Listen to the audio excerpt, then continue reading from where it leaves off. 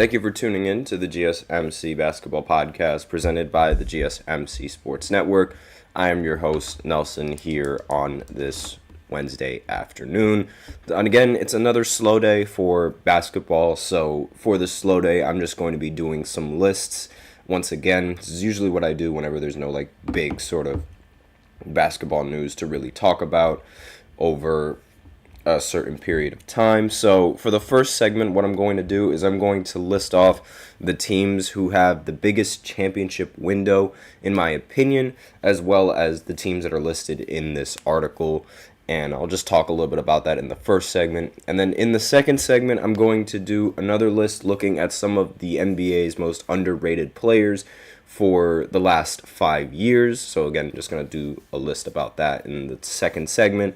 Then in the third segment, I'm going to talk about the SEC announcing their schedule and basically what that means, some of the big stories to follow in the SEC given the new change in the conference, as well as, the different coaching changes that happen from within the conference. And then in the fourth segment, I'm going to talk about the first ever WNBA game held in TD Garden. If you guys don't know, that's the Boston Celtics home court. So I'll just talk a little bit about that in the fourth segment. That's going to be one of the shorter segments because, the only thing that's really there to talk about was the fact that it wasn't on TV. And then I'll talk a little bit about the box score of that game as well. And then in the fifth segment, we also have a special fifth segment where I talk about a player that I think doesn't deserve the MVP for a specific year. So if you guys are interested in who that is, be sure to wait all the way up until the end of the fourth segment where I reveal who I will be talking about next. And before I begin, I would like to remind everybody that we really like to hear from you guys during the show. Whether you have a burning question, a hot take on the game, or something you've been dying to share, we're all ears.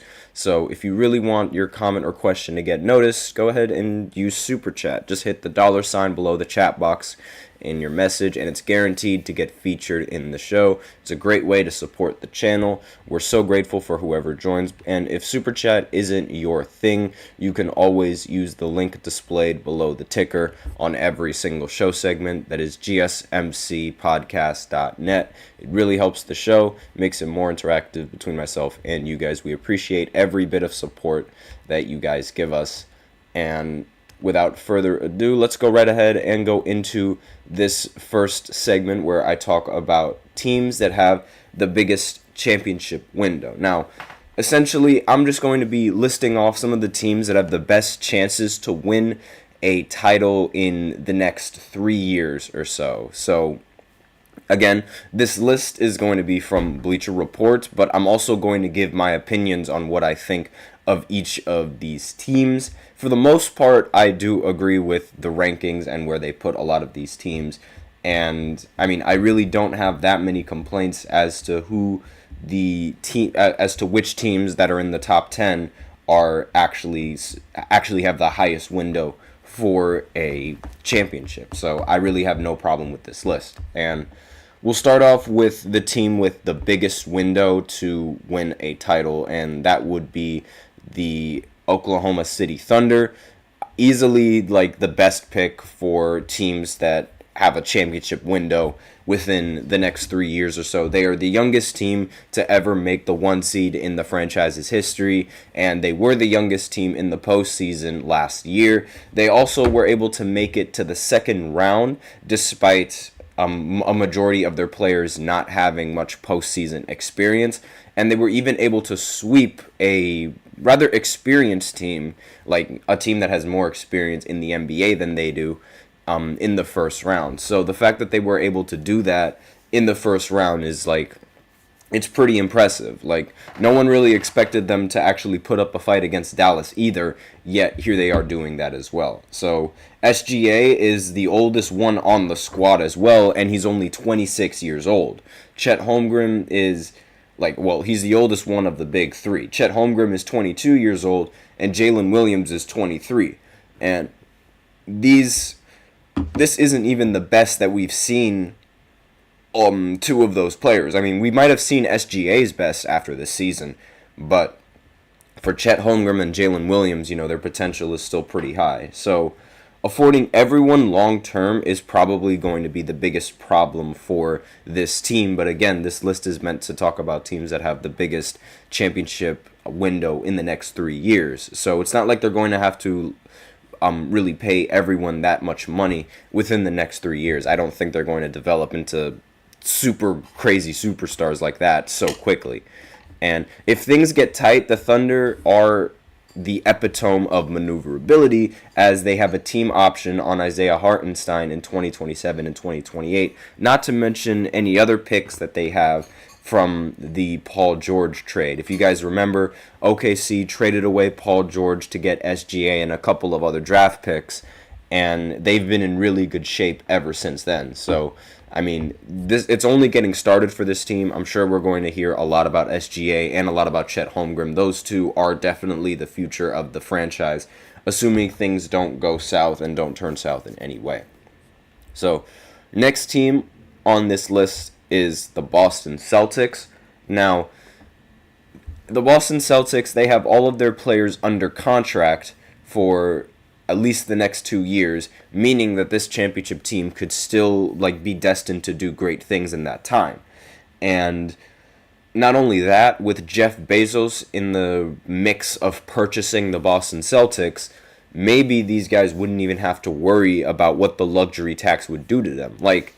Jeff Bezos, he has a lot of money, and paying off this luxury tax, this brings in a huge different perspective on this Boston Celtics team, because maybe with Jeff Bezos as, the person that's funding everything and the person that's paying off all of the luxury tax, maybe you'd be able to keep your team for a little bit longer, because Jeff Bezos would be able to afford paying that hefty luxury tax. It's something that the owners try to avoid, assuming that the owner doesn't really have much money to spend. But I mean, Jeff Bezos, he has a lot of money to spend. And not only that, the rest of these players, again, we're talking about a 3-year window here, so that's more than enough time for these players to work out a deal with this team and to try and continue winning championships, assuming they go back to back after this season. And it's really it could happen. You always have to put a team that won a championship as either in the top 1 or top 2 as the best chances of winning a title within the next 3 years. So I have no problem with the Celtics being so high on this list. And the next team that I don't mind being high on this list is the Denver Nuggets. Again, they won a championship before. This main three has shown that they have the ability to win a title, and they've shown that they have the ability to play really well in the postseason, especially Jokic. And so because of that, I think you can't really count them out. When you have somebody as good as Jokic playing as consistently as he's been, you can never have somebody like this and count them out. You just can't. I feel like you'd be a little bit delusional if you were to count any of these guys out. There's just no way. You can't do that. And I mean, on one hand, you have Nikola Jokic, the best player in the world, who won't age out of being in the conversation of being the best player in the world. And not only that, you're also able to keep Jamal Murray you have to keep Jamal Murray in the 2025 because he's going to be a free agent in that year. And Aaron Gordon has a 2025-2026 player option, and that's enough to float plenty of immediate and short distance championships in the long run. Denver's bet on youth can also feasibly boost its stock, according to this article. If one or more of Christian Braun, Julian Strawther, and Peyton Watson take major steps forward over the next couple of years, the Nuggets' title window both instantly strengthens and noticeably extends, which is something that every single team hopes for a lot of their young players. They hope that their young players can develop into championship caliber players and be a part of a championship caliber team. So next team on this list is the Philadelphia 76ers. Obviously, a team that has Embiid and Maxey, as well as Paul George, is going to have a big title window because they do have Paul George under contract for the next few years. Same with Tyrese Maxey and along with Joel Embiid. So, and every single year on paper, the Sixers are a contending team. It's just how they, perform off the paper. So it's really like just a question of them actually stepping up when it matters most. Paul George is going into his late 30s. Joel Embiid, his durability is like only going to become hotter as, he increases in age, and especially now that he's going to be 30. So, the window is going to be closing, but they do have a chance within the next 3 years. George shouldn't be subject to like a ton of decline for at least the first 2 years, and Embiid hardly is old enough to assume his age and mileage will. And so I really don't think that Joel Embiid is going to slow down, even though we saw him slow down a little bit in the Olympics. I think that was just, him adjusting to the Olympics. He should be fine in the NBA. And really, this team on paper, it does have a good chance of winning a title. But again, this is just on paper. We have yet to see this team make it past the second round. So maybe they'll do it this year. But even then, it's still, questionable on whether or not they're going to be enough to pass the Boston Celtics and beat the Boston Celtics in a series. So a little bit questionable on this team having, a decent championship window. But I digress. The next team on this list is the Dallas Mavericks. Again, this is another team that I think has a really decent chance of winning a championship within the next few years. They acquired Klay Thompson to be able to help their already stouted duo in Luka Doncic and Kyrie Irving. They made it to the finals already the previous year, and they've only, on paper at least, have gotten better. We still have to see whether or not Klay Thompson has actually declined, but really, this Mavs team is a formidable team. Kyrie Irving arms the Mavs with a certified co-star. He's also one of their question marks, not because of his fit, but because he'll close this window in his age 35 season, For as deep as Dallas is now, it's not built to withstand much measurable regression when you lose him. And that's really the championship window for the Mavericks can be best summed up as how much does Kyrie have left in the tank. And I'm sure they're going to figure out that question really soon. And you also have to worry about Klay Thompson. And I know his role on the team is pretty different from Kyrie, being much more of a catch and shoot player. But Klay is still 34 years old. And none of them are getting any younger. So if they really want to win a championship, it's going to have to be quick.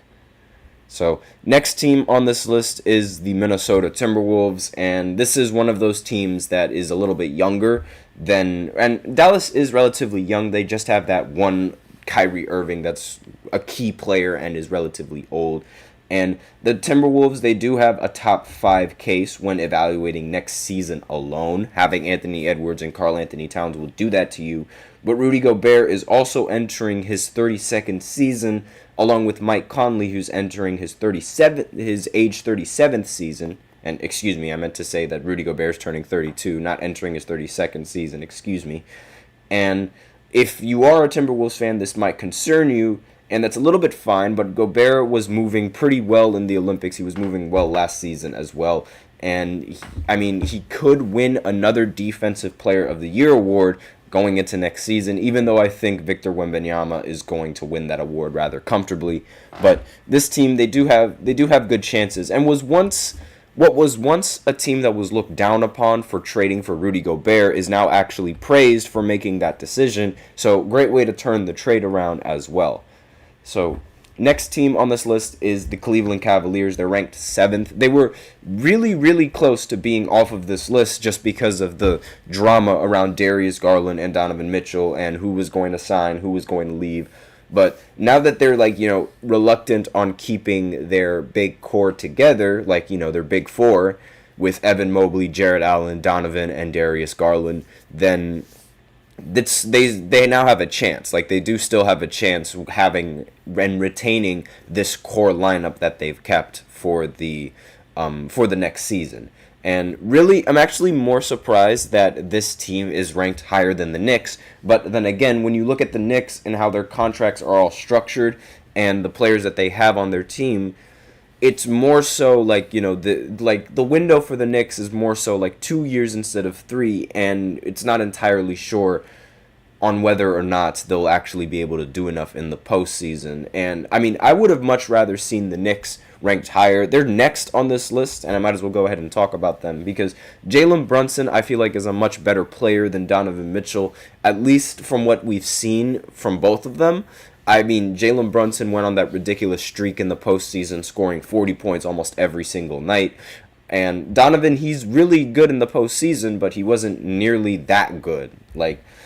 But otherwise, other than that, the Knicks, I mean, they have a lot of depth. They're able to sustain their roster, and it's clear that they really want to win a championship. And I mean, Jalen Brunson took the pay cut as well, and that allowed OG Anunoby to actually get his money's worth on a contract. They also were able to add Mikal Bridges. They did lose a couple of picks in trying to get Mikal, but aside from that, they do have a championship-ready team, and they do have a team that is, that's been playing with each other since they were in college, essentially. I mean, 4 of the main players, or the most popular players on the team, ended up playing in Villanova. I mean, well, maybe 4 of the lineup, 4 of the players in the lineup, I guess you could say. I can't really say they're all popular because, Julius Randle didn't go to Villanova, but the majority of the players, they've played with each other already, and when you have a team that's already had that chemistry, it's really difficult to stop them.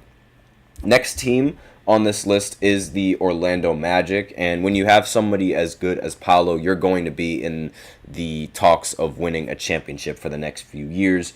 And really, they've gotten fielding an elite defense should never really be an issue for Orlando when they're in this window, because they do have notable defenders on the team, and they do have pretty significant shooters as well.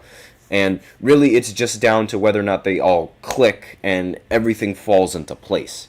And once everything falls into place, then they got it. And really, I'm not going to spend that much time on this team because we are sort of out of time. And then finally, the last team is the Milwaukee Bucks. Obviously, when you have somebody as good and as young as Giannis, your championship window is going to be open for majority of his career. They just recently acquired Dame, and I don't think Dame was 100% last year. Now I think, this year, now that he's certain on what team he's going to be on, he's going to actually, work out over the offseason, because he didn't work out last year's offseason in the fear of getting injured, and he knew he was going to get traded. So if you get injured, then your trade stock immediately plummets.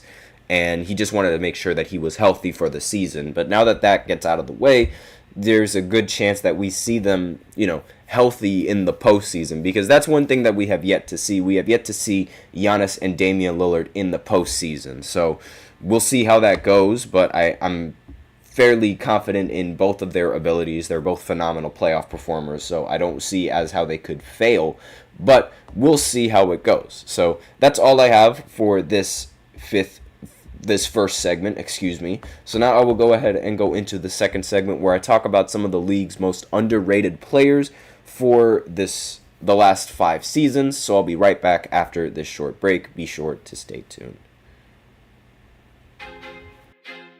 I feel like I'm losing my mind. Is everybody in the world blind? Please, Lord, give me a sign, a sign. I feel like I'm losing my mind. Is everybody in the world blind? Please, Lord, give me a sign, a sign. I wanna be the greatest. Everybody on the fake shit. I look around and feel like everybody is the fakest. I make this every day and I'm impatient, hoping one day I blow up from the basement. Statement, the top is so vacant. I don't hear shit that I think is amazing. Waiting for my day when I'm playing sold out shows for 1,000 faces. Hey, give me that crown, get in my way and to be put down. It ain't your place, all this my town. If I want that shit, then I'll get it right now. I'm losing it, the noose it fits, I'm losing shit. A stupid myth, you choose to live or choose to dip. You choose to fight or lose your grip and lose a gift. Oh, I feel like I'm losing my mind. Is everybody in the world blind? Please, Lord, give me a sign, a sign. I feel like I'm losing my mind. Is everybody in the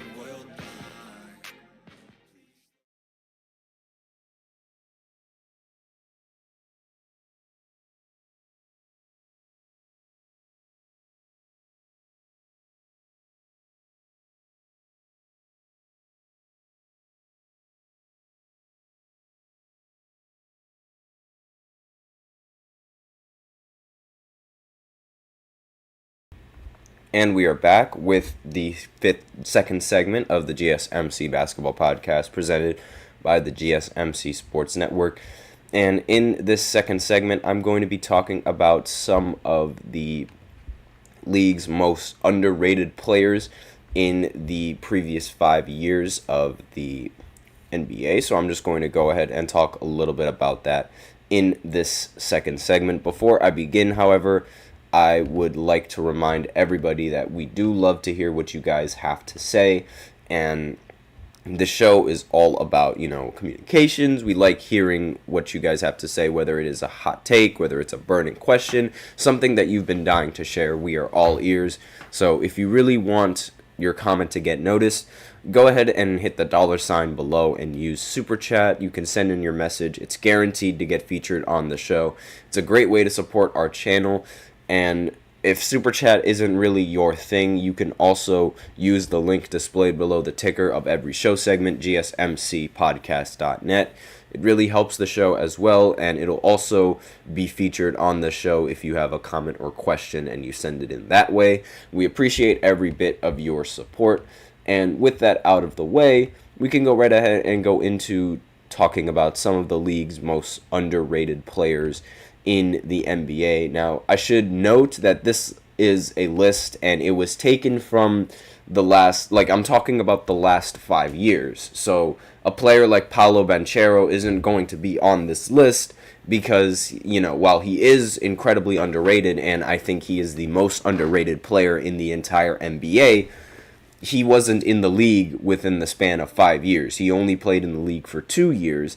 And because of that, he can't make the list. So I just want to let people know why he's not on this list before I get into this list. It's talking about the last 5 years, and so Paolo Banchero can't be on this list. Even though, yes, he is the most underrated player in the entire NBA. His playoff series was the least viewed playoff series once the playoffs even started, and part of that is because of when that game was scheduled. It was scheduled at about 1 o'clock in the afternoon about every single day, and over the weekends it's not that big of a deal, but over the weekdays when people are working and people are doing things, they can't always tune into the game, and that is one of the biggest reasons as to why that playoff series didn't really get that many views.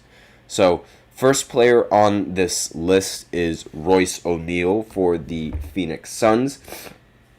Now, he mainly makes this list because of his availability, and there's only been 2 players that can claim to have played more games than Royce O'Neal over the last 5 years, as he suited up for 374 games in that span, a figure bested by Buddy Hield, who played 388 games.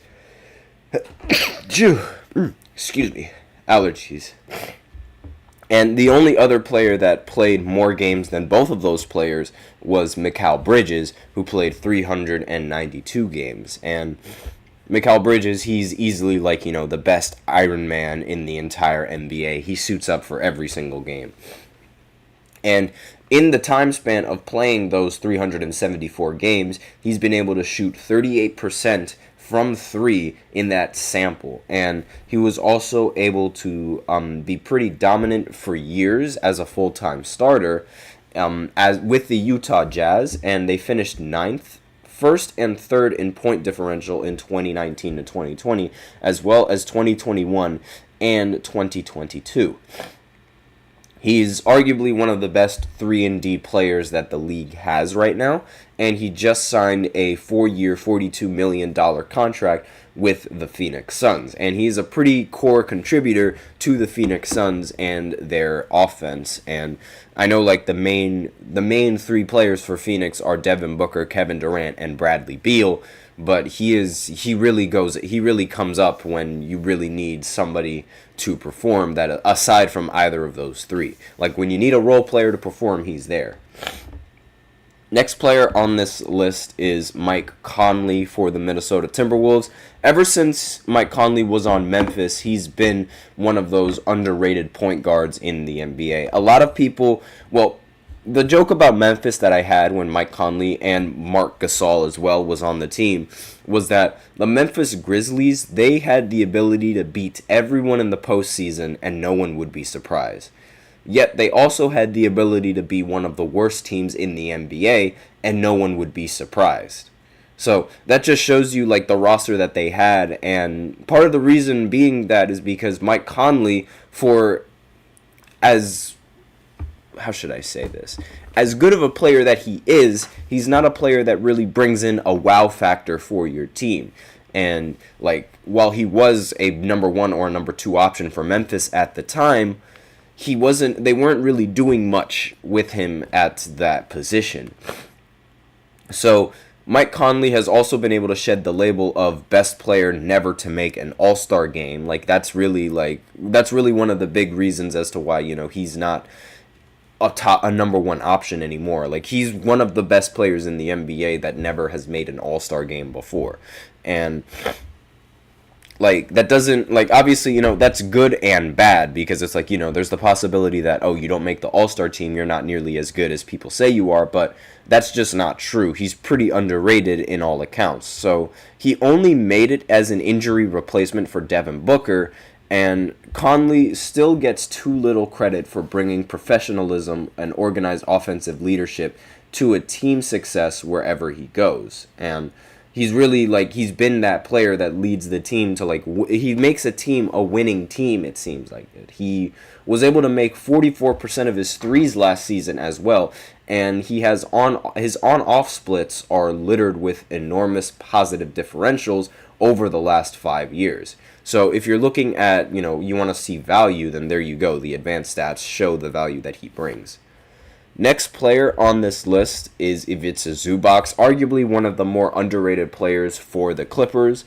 And one of the things that I do want to note about Ivica Zubac is that whenever there is a good center on the court, 9 times out of 10 he plays very, very well. There was a time when Jokic, he would play Jokic, and I believe last season, Jokic had his most inefficient game when being guarded by Ivica Zubac. So take that what you will, but I think that's actually pretty crazy. If you give Nikola Jokic a pretty hard shooting night, then you must be really good on defense.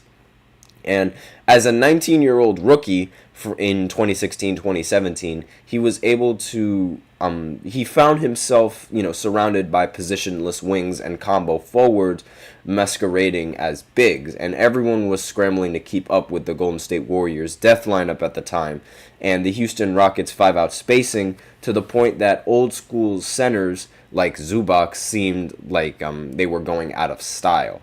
But then the Lakers traded for him at one point, and it only amounted to 17 games. But once he went to the Clippers, he's sort of been a really different beast. And he only shot below 61% from the field in, I believe it was 1 season. But in the last 5 years, he hasn't done that. And he's being a 7-footer, obviously it makes sense that you're going to be that efficient, but still, it's not an easy feat. If that was so easy, we would see a lot of 7-foot centers be able to do what he's been able to do in the last 5 years, and be able to maintain that same level of consistency over that time. And next player on this list, again, we are running out of time, it's Kyle Anderson for the Golden State Warriors. He was for Minnesota last year, but then he got traded. And over the last 5 years, he's played 8,000 minutes and has been posting a block rate of 2.6% and a steal rate of 2.1%. He is a pretty competent two-way player. If, those numbers didn't really interest you, then, you really just have to watch him play. And his length combined with his speed and his feet, being 6'9", it's pretty surprising just how fast he actually is and how versatile of a defender he can be. And that's one of the big reasons why I think he's a little bit underrated. It's because he's a very versatile player and a versatile defender.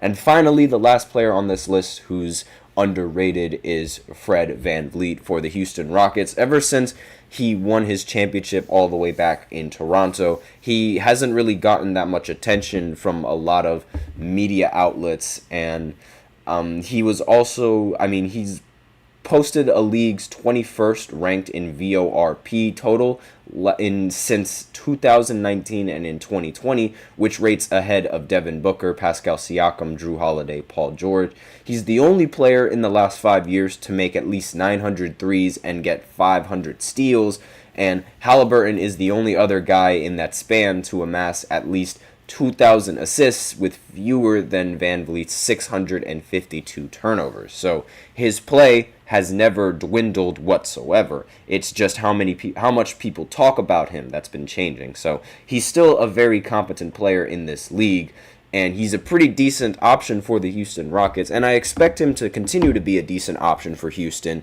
as his years with the Houston Rockets continue. But that's the end of the list. Those are some of the league's underrated players going into next season over the last 5 years. So let me know in the comments if I missed somebody, if you guys think that somebody else should have been on this list. But with that out of the way, we're going to go ahead and have a break and then go into the third segment where I talk about the SEC announcing its schedule. So I'm just going to go ahead and talk a little bit about that right after this short break. So be sure to stay tuned for that, and I'll be right back. Looking for your daily fix of sports talk without having to pay for it? GSMC Sports Network is available on YouTube. Just search GSMC Sports Network. Get your fix of daily sports talk shows on YouTube, absolutely free. NFL, college football, NBA, MLB, MMA, UFC, fantasy football, and so much more. GSMC Sports Network has shows running all day long, with new sports shows starting every 2 hours. Just like on your favorite cable sports channel, except GSMC Sports Network is absolutely free. Just search GSMC Sports Network on YouTube to catch one of your new favorite shows, like the GSMC College Football Podcast, Chip Shot Football Podcast, Hoops and Heels Women's Sports Podcast, GSMC Basketball Podcast, and so many more. Check it out for yourself. GSMC Sports Network, now available on YouTube absolutely free. Search GSMC Sports Network on YouTube right now.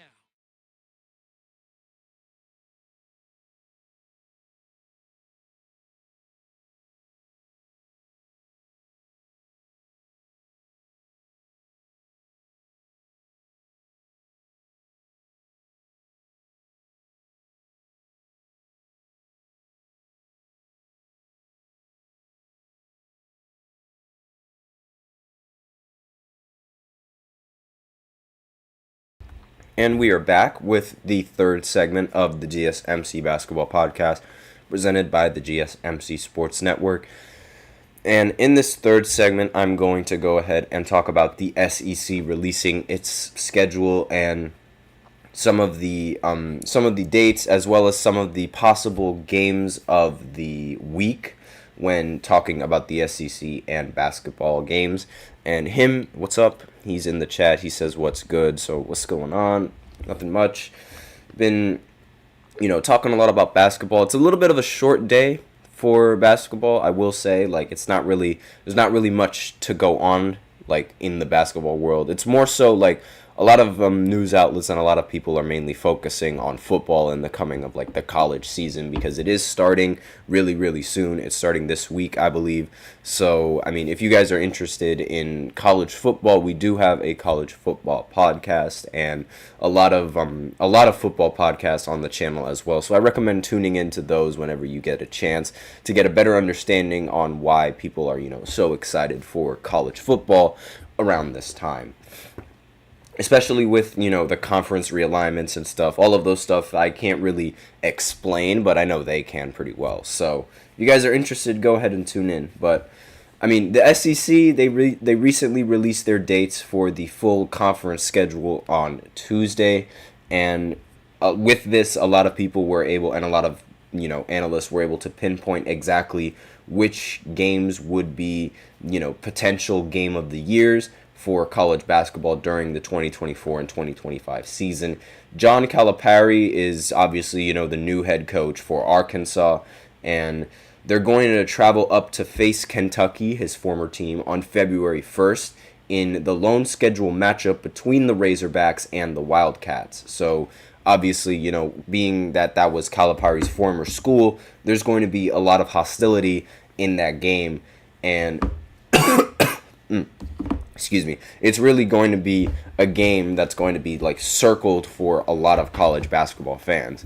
And the way that the schedule works is that each SEC team is going to play the other 15 teams in the conference at least once, and they're going to face 3 teams a second time in a home-and-home series.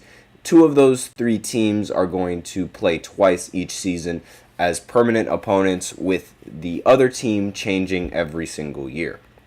So the 3 teams Kentucky is going to play twice this season are Alabama, Tennessee, and Vanderbilt. The 3 teams Arkansas is going to play twice is LSU, Missouri, and Texas. So Arkansas and Kentucky are going to feature rosters that look quite different than previous seasons. Since Calipari has arrived as the head coach, he's been able to land former Kentucky pledges in Carter Knox, Zvonimir Ivisic, again forgive me if I botched that last name, Boogie Flan, Adu Thero, and Billy Richmond to pair with former Tennessee big man Jonas Ido and FAU star guard Jonell Davis. Excuse me. So that's sort of just, the change in the roster since Calipari has been able to arrive in Arkansas, and the impact that he has in recruiting and bringing in really talented players. So Kentucky coach Mark Pope is building a roster that features 0 returning scholarship players, and his first transfer portal commitment came from incoming freshman guard Colin Chandler, who spent the last 2 years on a Mormon mission. Chandler was Pope's highest rated signee and the number 3 overall in the entire class during his tenure in BYU. Kentucky has also been able to land high-profile commitments from BYU guard Jackson Robinson,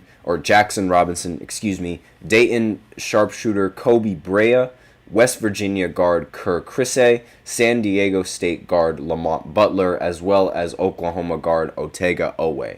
So another wrinkle of the schedule release includes Texas and Oklahoma receiving their respective conference opponents as part of an expanded SEC, and the Sooners will face Alabama on the road in its first SEC game on January 4th, while the Longhorns are planning to renew its rivalry on the road with Texas A&M on the same day. So those are some of the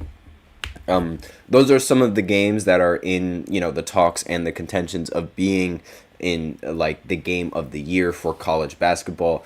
Arkansas and Kentucky has been number 1 on a majority of the big, the top 5 SEC games to come for this season. So that game is going to happen on February 1st for any of you guys interested.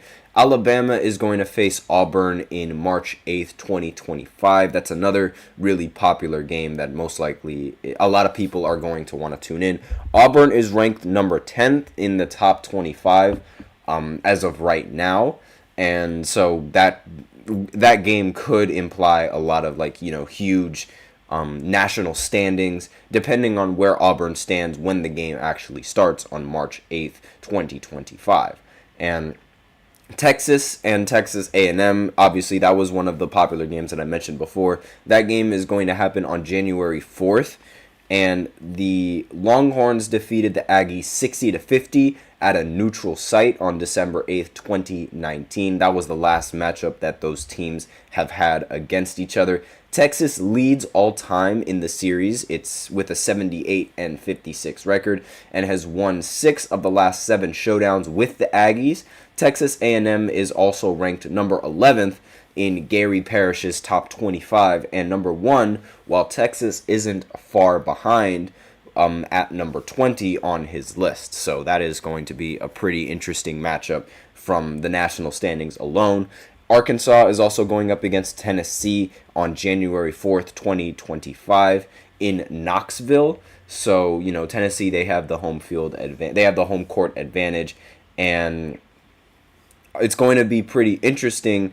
They're going to have to replace a player as good as Dalton Knecht, so we're going to see just how well the Tennessee is able to respond to that. And finally, Oklahoma is going to play Alabama on January 4th, 2025. And they're going to get their first taste as a new member of the SEC when they face Alabama on the road. So those are just some of the more popular games that are going to be happening. Let me know in the comments which game you're excited for the most. And with that out of the way, we can go ahead and go into the fourth segment where I talk about the first WNBA game held in TD Garden. And that happened yesterday, so I'll be right back after this short break.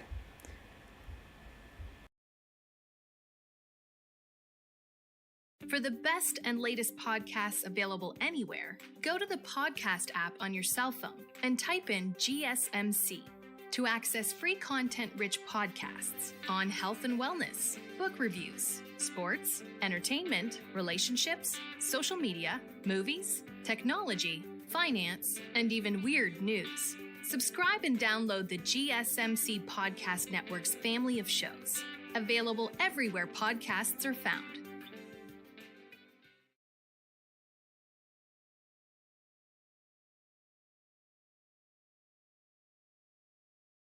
And we are back with the fourth segment of the GSMC Basketball Podcast presented by the GSMC Sports Network.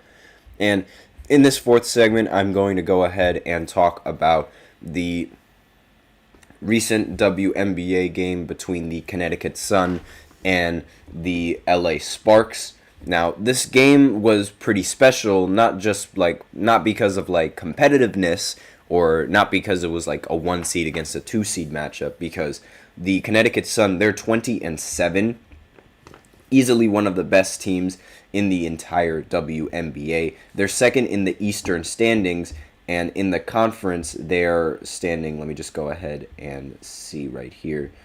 They're standing only behind the Liberty in terms of win-loss record. So they're a really good team, but the Sparks, and also given the fact that the Sparks don't have Cameron Brink, they are one of the worst teams in the WNBA. They're tied with the worst record in the WNBA right now. So it wasn't important because of the matchup, but it was important because of the venue that they've chosen for this game. So this game was held in TD Garden. This is the Boston Celtics home arena, and the game was sold out. So a WNBA game was able to sell out in TD Garden.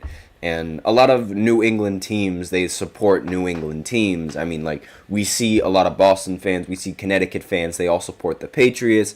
So it makes sense how, the Boston doesn't have a WNBA team, so it does make sense how their team would be the Connecticut Sun, their team that's rather, how should I say, the team that brings a lot of attention in the WNBA standings, and the only team that's really close to the New England area. So it makes sense that they chose that as their venue, and it makes sense that there were a lot of Boston fans that were going in there and, repping the Connecticut Sun's logo and repping the team. Now, why is this game so important, and why am I talking about this game? Well, this game wasn't nationally televised, which is pretty surprising. A game that the first WNBA game held in TD Garden wasn't televised. And one of the players on the Connecticut Sun, her name is Dejanay Carrington, she had a lot of things to say about that. She said, you shouldn't have to pay for any type of subscription to see a game that's this historic. And obviously, it's not going to be, it is one of those historic games. And I do understand, I'm sure all of you guys know that, I am a huge Caitlin Clark fan, and Caitlin Clark is the player that would warrant national attention. But I do think a game like this, the first WNBA game held in TD Garden, I feel like that should be one of those games that's on national TV. But I don't know, maybe during like the making of the schedule, they didn't expect this game to be held in TD Garden, and that's the biggest reason. But a lot of these WNBA games, you have to pay subscriptions, like you have to watch it on Peacock, maybe on Amazon Prime, something like that. You have to watch some of these games on like other streaming platforms, and some people might not have a subscription for that streaming platform, so a lot of people, it's going to limit a lot of people and their views on the game. A lot more people have Amazon Prime now because the NFL and how Thursday night football 9 times out of 10 is going to be on Amazon Prime. So, or on Prime Video, I should say. So, a lot of people might have that, but Peacock, it's a relatively new thing. And not many people might not have that. Some people might have only gotten Peacock for the Olympics, and given how should I say, the popularity amongst WNBA stars that aren't Angel Reese or Caitlin Clark, it's not really all that much. So not many people are really going to want to tune into something like this. And a lot of people probably didn't even know that the venue was changed to TD Garden, mainly because, again, Caitlin Clark wasn't on the team. Like, if Caitlin was on the team, then everyone would know when the venue changes. And it's a little bit unfortunate for a lot of these WNBA players because a lot of them played pretty well in this game with this new venue and in a whole new environment as opposed to, playing in their natural home court. And Alyssa Thomas for the Connecticut Sun ended the game with 9 points, 8 assists, and 16 rebounds. And DeJounte Carrington, the player that I mentioned previously, ended the game with 19 points as well as 4 rebounds for the Connecticut Sun. So, the Sun played rather well in this game. Then there's also Brianna Jones, who ended the game with 15 points and 7 rebounds. And Tyasha Harris, who ended the game with 14 points and was able to tally 2 assists along with 1 rebound as well. And there were 3 games that happened yesterday as well. The Storm ended up beating the Mystics 83-77, and the Liberty ended up beating the Wings in the last matchup. The Liberty ended up winning 94-74 at home. Obviously, the Liberty being one of the better teams in the WNBA. It's going to be very interesting to see if they're able to capitalize on this success and be able to win a championship in this season, but we shall see. That's really all I have for this segment, and really the only sort of important thing about this segment is the fact that, a lot of people weren't tuning into this game, and I'm like really surprised that nobody wanted to tune into this kind of game, or that this kind of game wasn't on national TV. I remember watching, the only real nationally televised games are the Fever games, mainly because of Caitlin. And while I do understand how unfair that is in this specific circumstance, I do understand why they did that long term. But let me know in the comments what you guys think of this. So next in the segments, I'm going to talk about an NBA player who I feel doesn't deserve an MVP. And this is another player that's probably going to shock a lot of you. And because, a lot of people, they have high regard for this player, and especially in recent events, in recent years and what has happened to this player. I'm sure if you guys have followed basketball, you guys know who this is. You don't even have to follow basketball to know who he is, but I'm going to give my case and my reasoning as to why I don't think he deserved an MVP in this year. Spoilers, the year is 2008, so for any of you guys who know who that is, go ahead and tune into the 5th segment and figure out why I don't think he deserves the MVP. So I'll be right back after this short break. Be sure to stay tuned.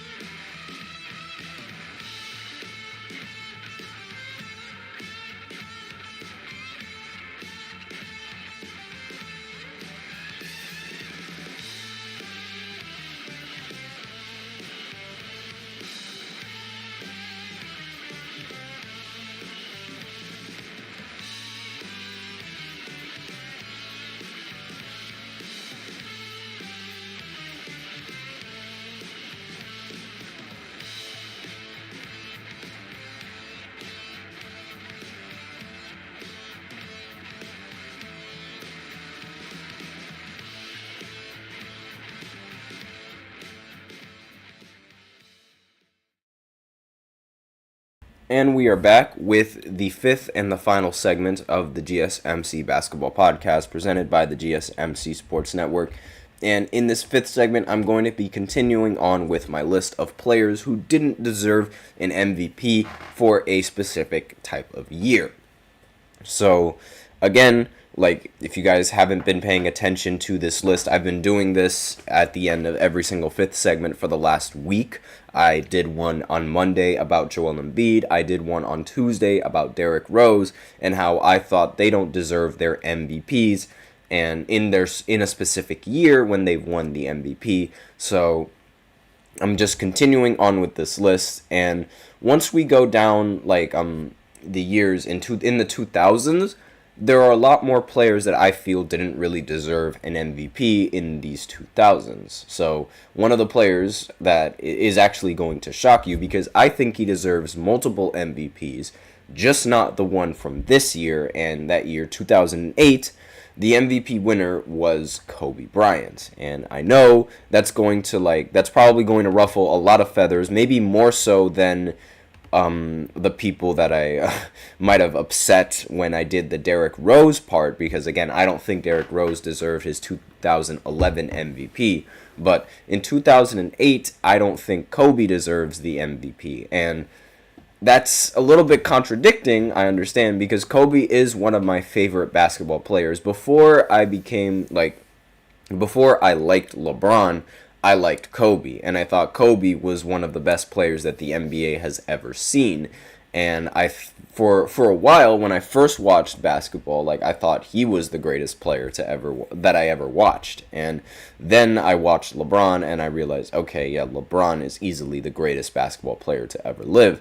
But Kobe used to be my go-to. He was, and not only that, his mentality was also one of the things that I would go to when in any sort of moment in life. That Mamba mentality, it lives in everyone, and sort of a lot of people, they use that same sort of mentality to guide themselves through life. It's not just a basketball thing, it's an everyday life kind of thing. But in 2008, I just don't think Kobe deserved the MVP. I think he deserved it in other years, and we're going to get into that as I do these fifth segments continuously. But in 2008, I don't think he deserved it. So 2008 was sort of a lifetime achievement for Kobe, because he had been great for so long, for so many years in the NBA.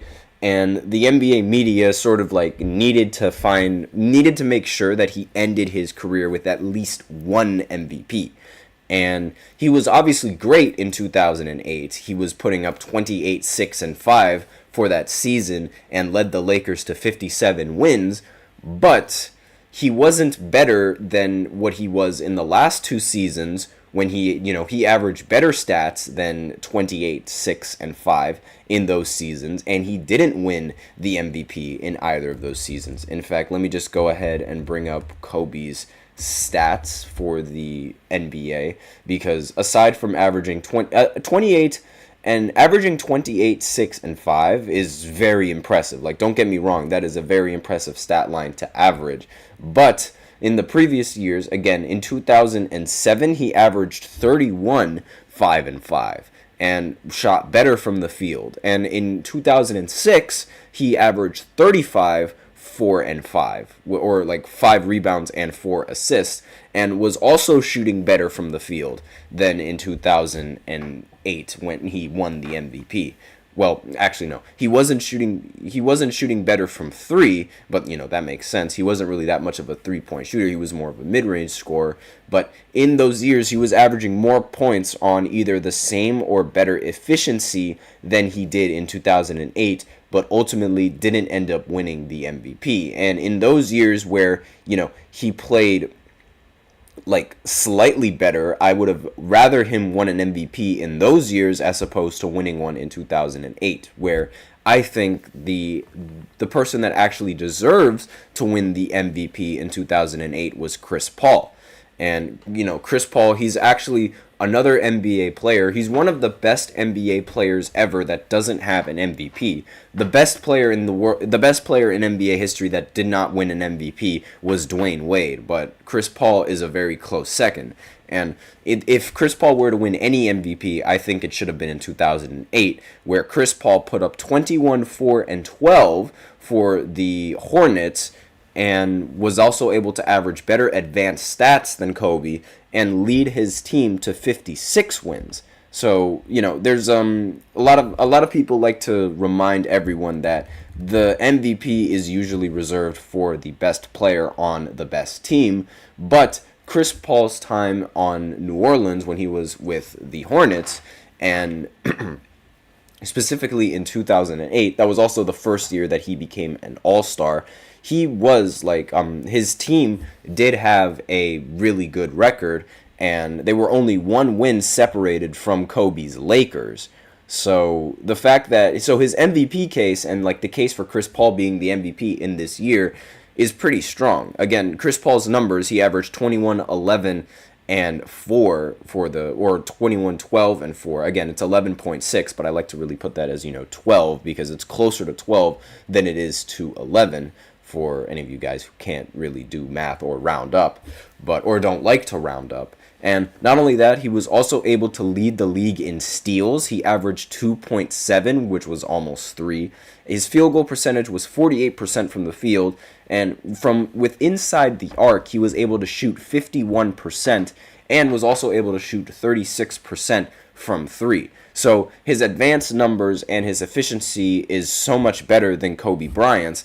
And the Hornets, if you want to look at numbers outside of box scores, the Hornets were outscored when Chris Paul was off the court, but the Lakers outscored when Kobe was off the court. So if you're looking for value beyond those advanced stats and value beyond those numbers, then there you go. Chris Paul was able to bring in that value, and if he wasn't on the court, the team would struggle. But the Lakers, if Kobe wasn't on the court, the team would arguably do better. And whenever that happens, whenever there's an argument for a player being better and their team being better off the court, I don't really think that ultimately, determines value. And it shouldn't just be saved for the best player on the best team. You also have to look at value beyond those advanced stats. And again, as I said before, I do think Kobe should have won multiple MVPs. I just don't think he should have won one in 2008. And before, I'll probably do another segment on this a little bit, maybe tomorrow, but in some of the years where I do think he should have won the MVP at least once, he definitely should have won one in 2006. That's going to be a toss-up between him and LeBron, and he also should have won one in 2007. So those are two seasons where I think Kobe should have won the MVP at least once. And if that were to happen, then he'd be sitting on maybe 2, maybe even 3 MVPs for his career, and that might have boosted his resume more so than, his championship rings do and his finals MVPs do. Because the fact that Kobe only has 2 finals MVPs and 1 MVP is really sort of hindering him in the GOAT conversations and also hindering him in regular debates. Because, again, I think Kobe should have won in a couple of those years, but I just don't think he deserved to win in 2008, because one of the big reasons why I think he won in 2008 was mainly because he hadn't won an MVP up until then. He was so great for so long, and he was never rewarded with an MVP. He only came as before 2008. He only came in top 3 of the MVP voting, and that was only done once in the entire span, and that was in 2003 when he was ranked 3rd in MVP voting. In 2002, he was ranked 5th.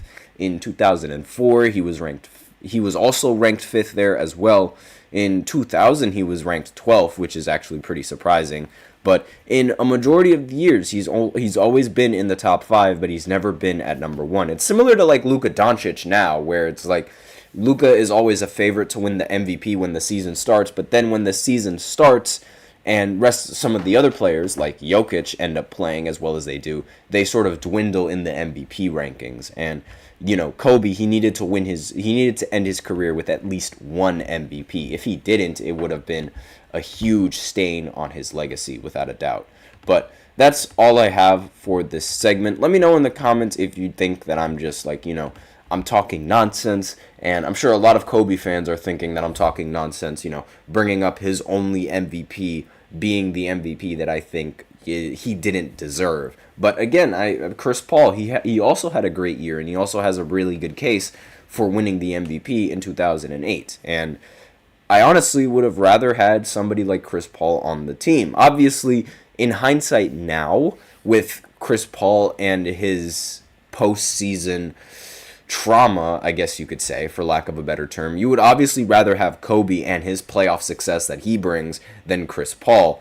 But in that year, in the regular season, you guys have to remember, this is a regular season award. So this is just going off of regular season performance and not playoff performance. So I can't use playoff performance as an example to justify somebody being better or somebody being good in these kind of debates. So just remember before you go commenting, it is a regular season award. So that's all I have on this segment. Thank you so much for tuning in to the GSMC Basketball Podcast presented by the GSMC Sports Network. Your support means a lot to us, so remember to subscribe to the show, leave a positive review. It really does make a difference. We also invite you to follow us on Facebook, Twitter, TikTok, and Instagram for more content and updates. As usual, we love to hear what you guys have to say for the show. We love hearing all of you, whether you have a hot take, a burning question, or something that you want to say. We are all ears. And if you really want your comment or question to get noticed, you can go ahead and use Super Chat. Just hit the $sign below the chat box and send in your message. It's guaranteed to get featured on the show.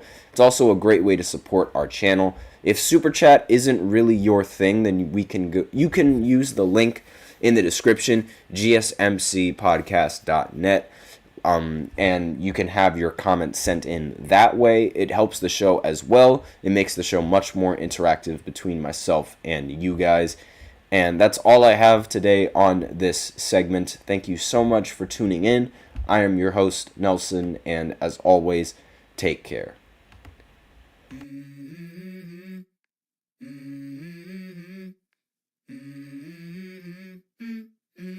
Let's go.